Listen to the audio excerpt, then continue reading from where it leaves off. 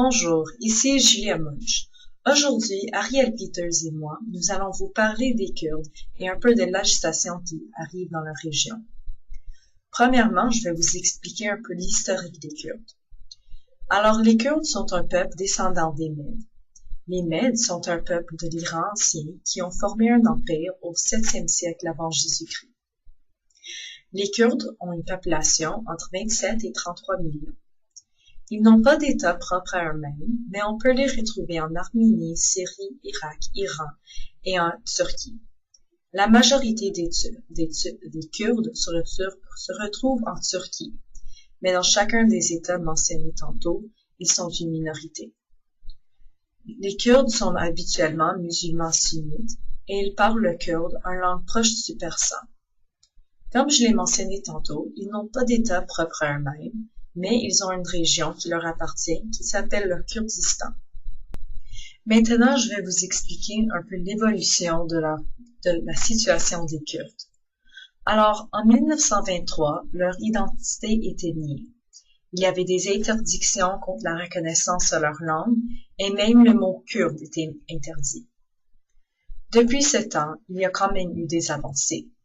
Leur langue a été autorisée dans un cadre électoral en juin 2011, mais elle n'est quand même pas reconnue comme langue officielle.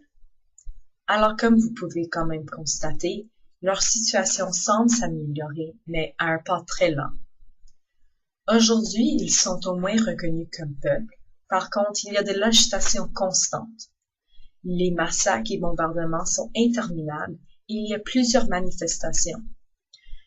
Les Kurdes sont en guerre continuelle avec les Turcs. Le PKK, c'est un parti que Ariel Peters va vous en parler tantôt, et les forces armées turques utilisent des moyens violents qui semblent seulement approfondir le conflit davantage. Alors bonjour, merci Julia. Alors je vais vous parler du PKK, qui est le Parti des travailleurs du Kurdistan. Donc, le PKK, le Parti des travailleurs du Kurdistan, a été créé en 1978. Dès 1984, il s'engage militairement contre le pouvoir turc et devient la branche armée des séparatistes kurdes qui souhaitent la reconnaissance du Kurdistan.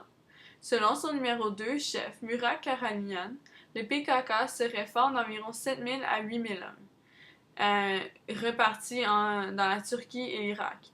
Le parti est considéré par de nombreux pays, dont les États-Unis, la Turquie et l'Union européenne, comme une organisation terroriste. Donc, au départ, le PKK était un parti séparatiste réclamant notamment le respect de la langue et de la culture kurde.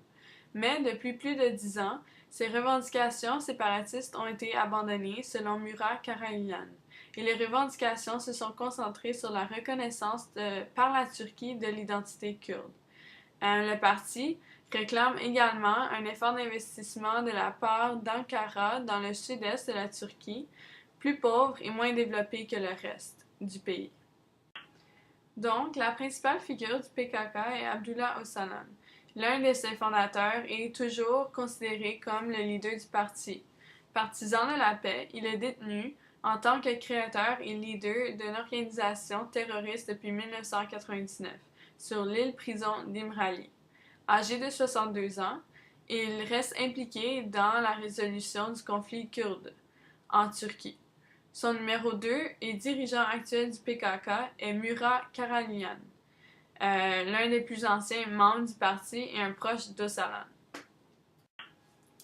Donc, après avoir été capturé au Kenya au cours d'une opération menée par les services secrets turcs, américains et israéliens, le 15 février 1999, Abdullah est jugé le 28 avril 1999 pour la trahison à la nation et sera condamné le 29 juin pour avoir fondé et dirigé une organisation armée considérée terroriste. La peine de mort est communiée en prison à vie en 2002 lorsque la Turquie abolit la peine de mort dans la perspective d'adhésion de la Turquie à l'Union européenne. Alors, merci beaucoup. Ceci était notre rappel du PKK, qui est le Parti des travailleurs du Kurdistan. Alors, merci beaucoup et bonne journée.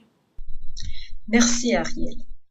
Alors, c'est encore pertinent de parler de l'arrestation aujourd'hui, car les conflits qui gravitent autour de l'arrestation de Abdullah Öcalan n'ont pas encore été résolus.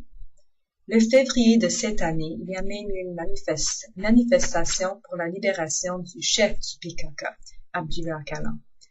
Alors, pour ces raisons, vous pouvez comprendre que c'est encore quelque chose qui se passe aujourd'hui, même si l'arrestation est arrivée il y a plusieurs années. Merci.